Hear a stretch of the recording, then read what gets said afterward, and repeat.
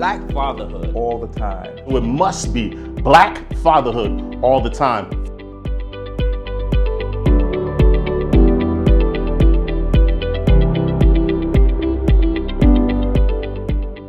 What comes to mind is that it's not a part-time job, and that it should always be top of mind as you think about your children and these young people that you're responsible for and that you brought into the world. So yeah, all the time means that, to me anyway, that it's not a part-time responsibility.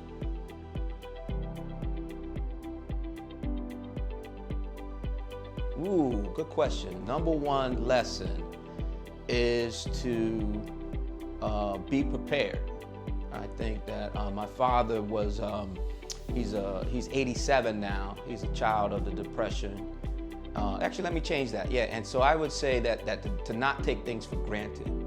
And he had 11 brothers and sisters, was born in Opelika, Alabama, and had a tough life coming up.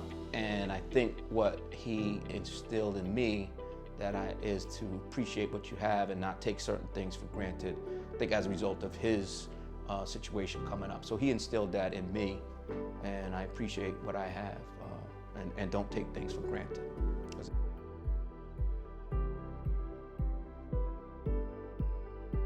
Yeah, so I have 3 children, and so my oldest is 25. And then I have a oncoming 16-year-old and a 13-year-old. And I think what I'm trying to teach them is, to be responsible, to put your family first, and to care about others and recognize your place in the world, and to invest in the community within which you exist. And so, by giving, you get. And so it's very fulfilling to enrich the lives of others in your community. And so they see that in me. I try to model that behavior. I know that they're watching me. And so, and that's what I would encourage other fathers to know, that you're being watched, and that these young people will replicate and imitate the things that they see you doing. So I'm very mindful of that.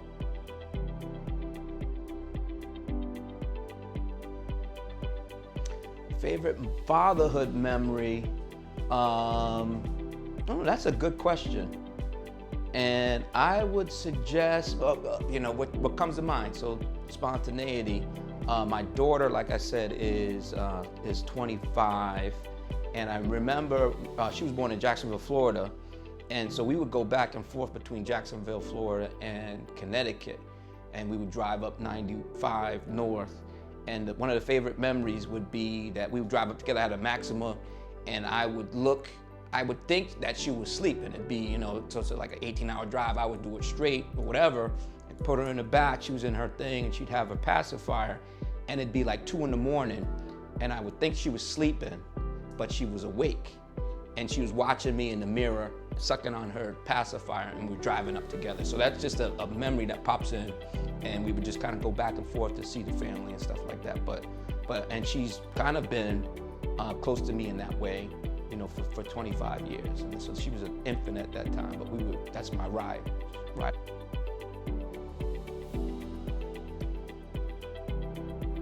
You know what's interesting? And as you pose that question, I think how important it is for us to put an adjective before fatherhood that describes the type of father that you are. And a lot of things happened in 2020, and I think if we were to commit to being amazing fathers, and help one another describe what that is, the impact that would have on the black community. Flipping that question, I think that it's important to put something before fatherhood, or before father, and that's a good father, stellar father, amazing father. At the same time, he's not a very bad father, whatever that means, and to help that brother be committed to improving his status of not being a good father, to being a good father, and what that means. I think we should have that conversation. I wanted to think in this series. I know that I think one of the most profound ways we can uplift our people's condition is to work on fatherhood. And we need to talk about what it means, and encourage one another, and men and women and everybody encourage one another to be amazing fathers.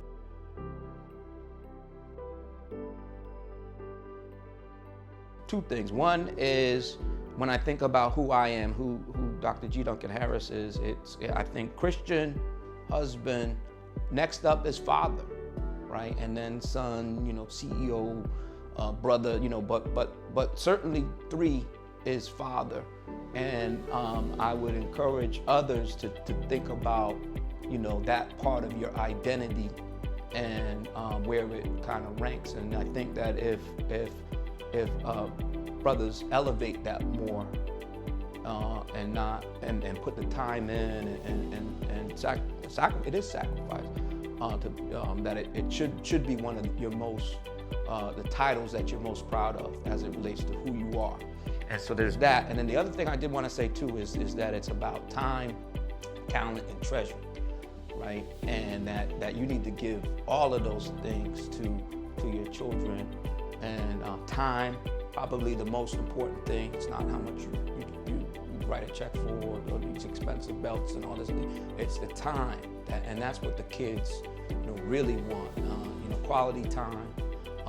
And then your talent is teaching them things. We've been talking about that a little bit. What are you good at that you're sharing with your, shout out to Zoe. I'd imagine his kids are going to be amazing artists and producers and storytellers and things like that. I know you very well, and what your children are what talents that you're sharing with them. And then treasure, it is a financial responsibility. And so you work and your kids, it's not like you're giving money, but they're entitled, and you have an obligation to make sure that the treasure that you bring in, that is designed to support your children. So time, talent, and treasure, I think, all roll up to the type of father that you are.